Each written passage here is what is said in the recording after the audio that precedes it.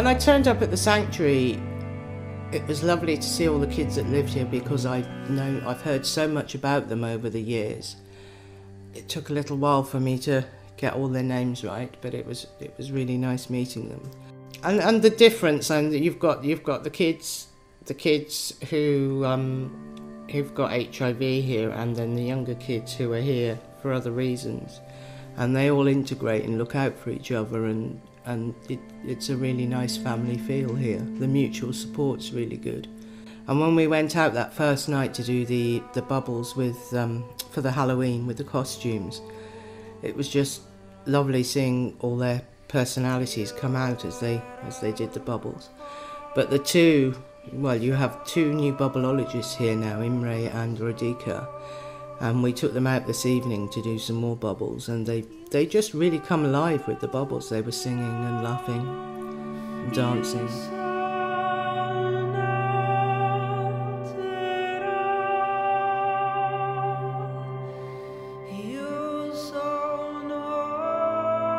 We went to Sigaswari, because it was Day of the Dead, and we took Christy and Pasida up to their mum's grave, and they lit candles and cleared the grave.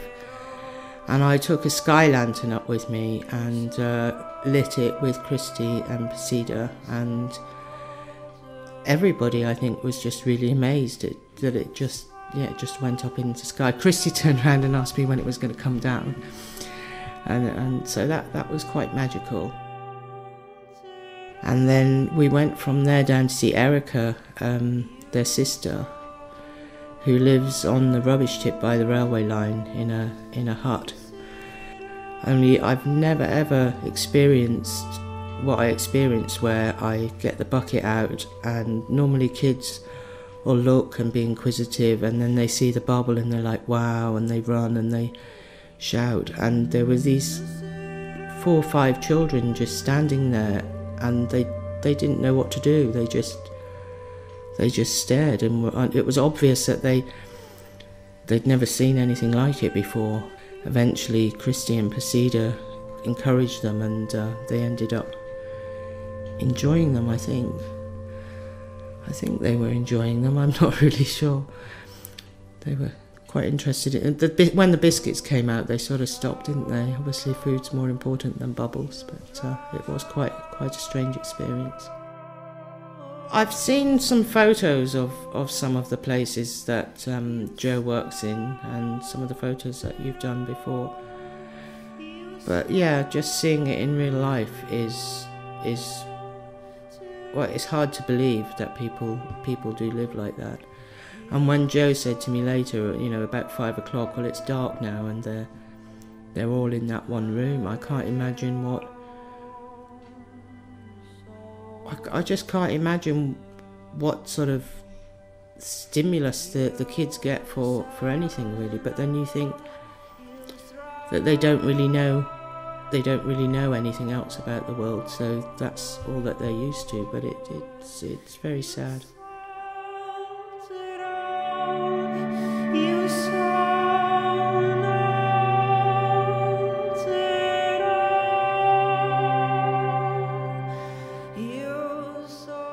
I started off making a few bubbles for them with the big sticks and showing them what I did, and then I just said, do you want to have a go? And it was just chaos. It wasn't like dangerous chaos, it was bubbly chaos, and they were all talking to me, and I couldn't understand what they were saying, but most of the time I guessed it was, I want to turn. And there was one little girl who was talking to me, and she wasn't being so repetitive, so I asked her to tell Joe, and basically she was telling me I was beautiful. I think she meant the bubbles were beautiful.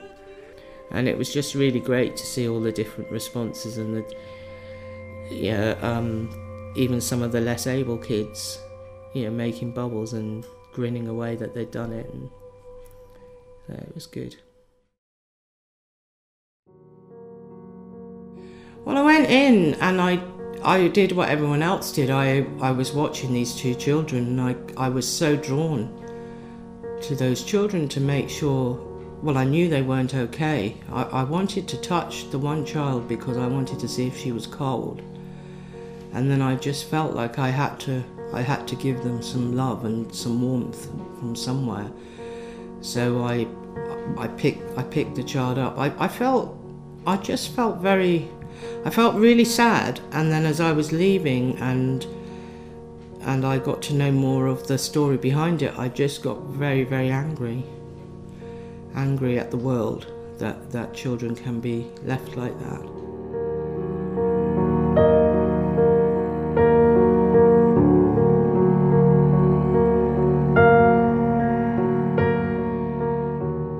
I've really had an insight into the work that they've achieved in that 12 years.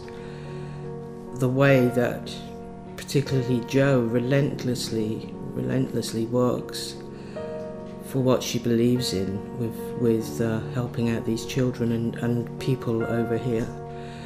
She has such a strong drive for doing what's right for everybody. Like, I've stayed at the sanctuary so I can see the young people here and how their lives have been changed by the foundation, but also going out to Jakodu and seeing how Jo's really turning the lives around of the people there. And I'm very impressed by the fact that she isn't just doing a quick fix as some people do, taking a bag of flour or whatever on a visit. She's making sure that things are improved for the long term by making sure that people have roofs on their houses and toilets and stoves and just human basic needs in order to provide for the children in the future, that they're educated and the cycle turns around. And this evening, because it's my last evening at the sanctuary, we set off a sky lantern to make a wish, and I just sent my wishes to Love Light Romania for the future, for the kids that they're already helping and the stuff they're already doing, but also for the children like Paolo and Gabriella who aren't forgotten. I'm not going back to England to forget those kids. I'm going to go back and try and do something from England to help them.